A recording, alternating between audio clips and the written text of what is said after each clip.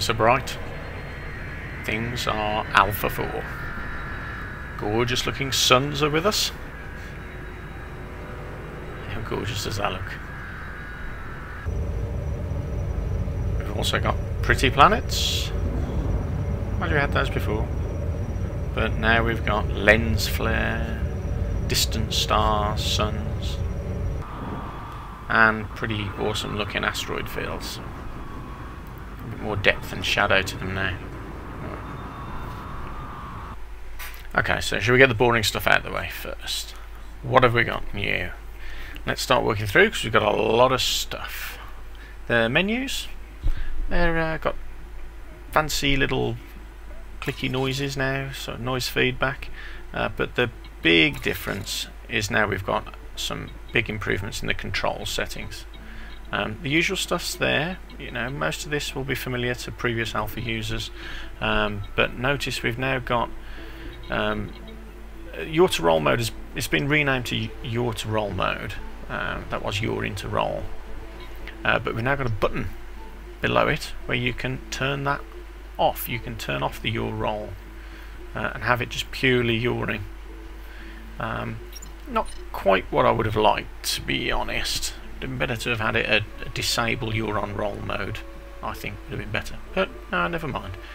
It's a step in the right direction. All these controls, you know, looking familiar. There's no change here, but then you'll notice a big thing here: flight landing overrides. So you can define a whole new set of controls for when you're on approach in a space station. So you can override that you're on roll, for example. You can literally override every control here and have something else for it, which is definitely a good thing. Especially with the final game, I think, when we might have to be docking manually without roll assistance, you know. So you can see you can override all of those. What else have we got? Got engine boost before, but now we've got two new options as well: supercruise and hyperdrive. We'll come to those in a bit. We can also toggle rotation correction in space stations on a button now, instead of having to navigate through the GUI in your ship. So you can put that on a hotkey. Weapons, generally the same. You can hard control whether you deploy your hard points on fire now, which is useful for keeping in track with external switches if you're using them on a HOTAS controller, stuff like that. Same with landing gear. Button now so you can toggle your landing gear down without having to go through the in-game GUI. All nice little improvements and things that have been asked for a lot by the community, you know. The other big improvement: combat scenarios, single player now. They load a lot quicker. Look at this. Bang, straight in. Certainly never used to load that quick. So some big improvements going on there as well. Of course, the thing everybody's interested in is multiplayer.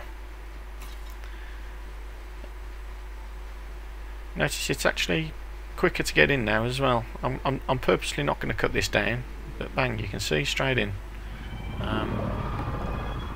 So multiplayer connectivity does seem to be improved. Not perfect. So, you know, I've had a number of crashes, either going into game or around supercruising and hyperspace. But I think they've already fixed that in a patch 1 last night. So it's not really a multiplayer issue. You only see it in the multiplayer game, not the single players. Usual stuff here, not much different. We've got a few extra modules in your ship now. Frame shift drive, which is your supercruise. You've now got radiators that you can turn off. I think this is equivalent to heat sinks basically. Oh, great. You attacked me. I'm trying to show you more stuff. You can also notice the side panels have got a bit of an animation now as they start up. Sort this guy out. What's going on? Bugger off, leave me alone. I'll make a video. Oh, let's skip this now anyway. Space stations have got a lot prettier, a lot more detail in them now, model detail. Functioning no real change, but it's looking a lot nicer now. blast doors fold down now, which is quite cool. Actually, let's show you that. That's quite cool. So now if you're departing, you'll notice I'm assuming they were blast shields or something, but you can see it folding down there. Look. It's quite pretty. Okay, the big thing with Alpha 4 though, of course, is trading. We've now got, that's the main thing that Alpha 4 adds, is commodities market and ability to travel between different star systems and sell your wares.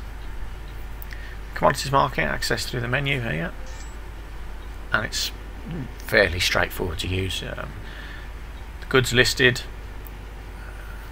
kind of a conceptual value to them, how much you're carrying in your cargo, demand and supply at this system, a galactic average, which is very useful. So you can see on the far right a buy price and sell price for the items, and you can compare that with the galactic average, and I'm kind of using this to get an idea of whether something's a good deal or not.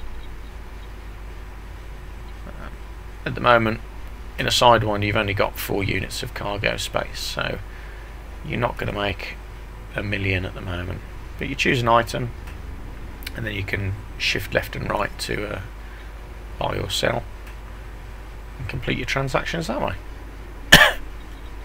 Excuse me. Obviously you've got to find out, here we are in a raffinery economy, bit of a bug there, I think it means a refinery economy, but obviously sort of raw materials, you can see there mineral extractions, quite a popular thing here. A little demand for weapons and consumer goods, so you can start working the whole market. Okay, enough of that, because it's boring. So the side panels, you've now got a lot more options in the location navigation, and you've got a star map. So this is you have to jump on your mouse now.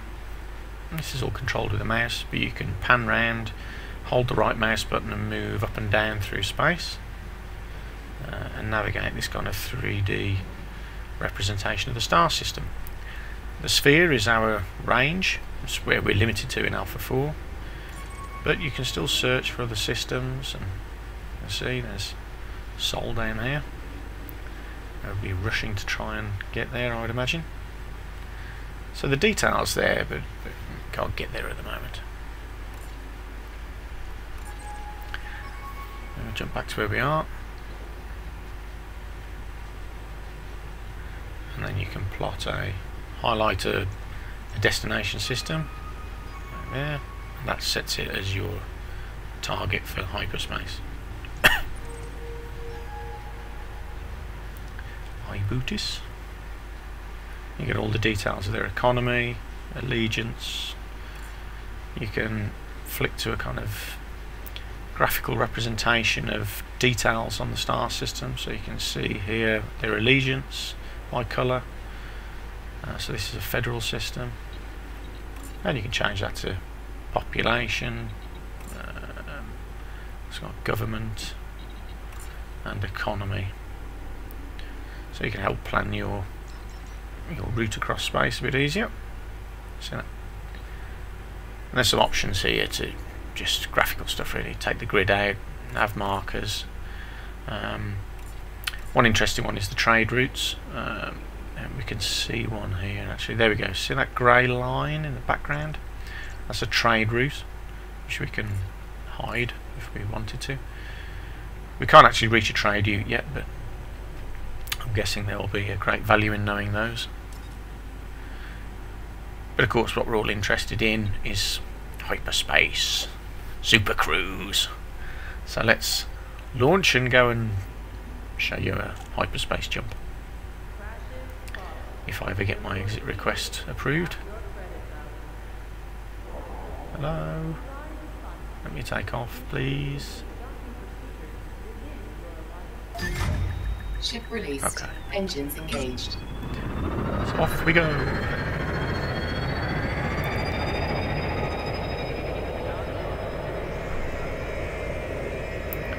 You see there's a few more graphical bits on the outside of the space station now. There's all these little advertising panels, which is quite pretty. So with hyperspace, you need to align with your target. You need to get away from your usual limitations of being mass locked by the space station. Any large obstacles like planets, I guess. And then you need to speed up, charge your hyperdrive, and then when you're at the top end of your speed limit, it'll engage. It does seem to build up a lot of heat. I've noticed that if you're in a bit of a bad state or you're overheating, then you're going to have problems engaging hyperdrive because it adds about 50% of heat on. Oh yeah, we've got to put gear away, so you have to manually retract your landing gear as well. So you can then, once all of your hard points are away, your landing gear's away, you can start charging the hyperdrive like so, and you can see that heat jumping up. It's almost nudging 90% already. Then you need to align with your target. There it is. And throttle. There it says throttle up to engage. Here we go. Cue lots of yee-haw noises. And this will take you to the star of the target system. And there you go.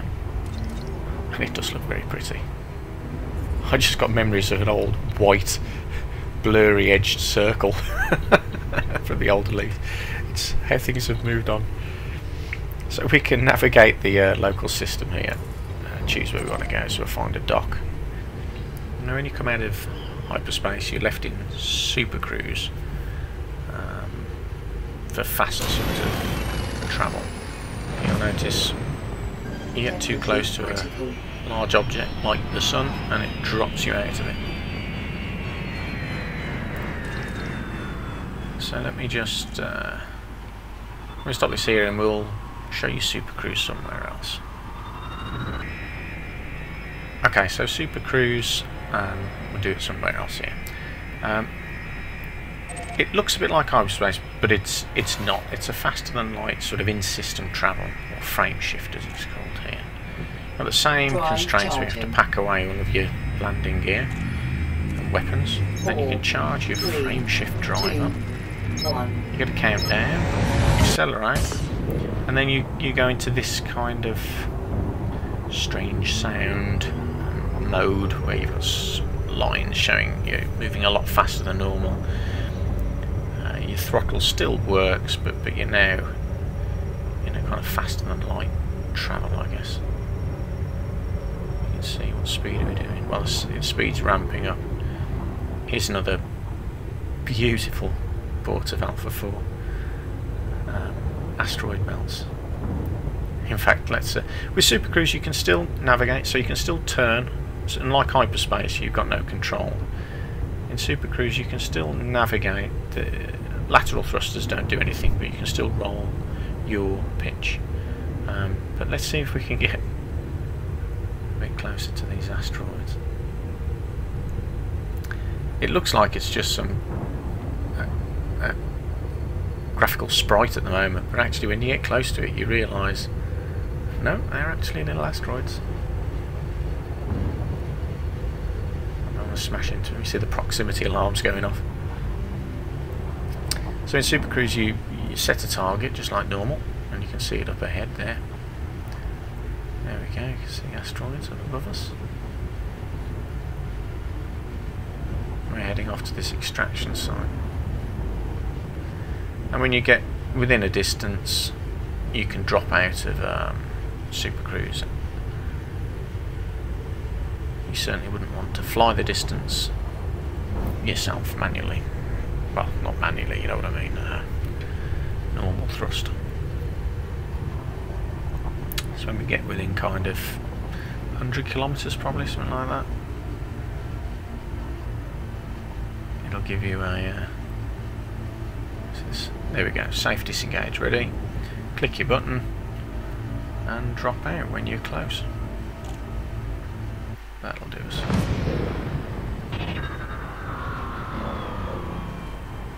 and now you're at your sort of target zone. So it allows you a bit quicker in-system travel, basically. Supercruise. Last but not least, we've got 3 new ships. We've got the Eagle, kind of a fighter. We've got the Lakon Mark 9, Type 9, which is like a big cargo ship. Big horrible thing. And the Anaconda. Seen it before, but now you can play it in all its glory. So I think the main thing that I certainly take away from Alpha 4 is that it's now finally starting to look and feel like a game, and a very good one of that, obviously. There's no linearity to it. You've now got, there were scenarios in 3, but you know, as alphas have progressed, they've become a little bit more free in how you play them. But only now that you've got interstellar travel, hyperspace, supercruise, plus trading, it just opens it up to a little bit more like what the final game's going to be, I think. And you can kind of play it how you want. You can be a trader, bounty hunter. You've still got all the scenarios that were in previous alphas there. You've got these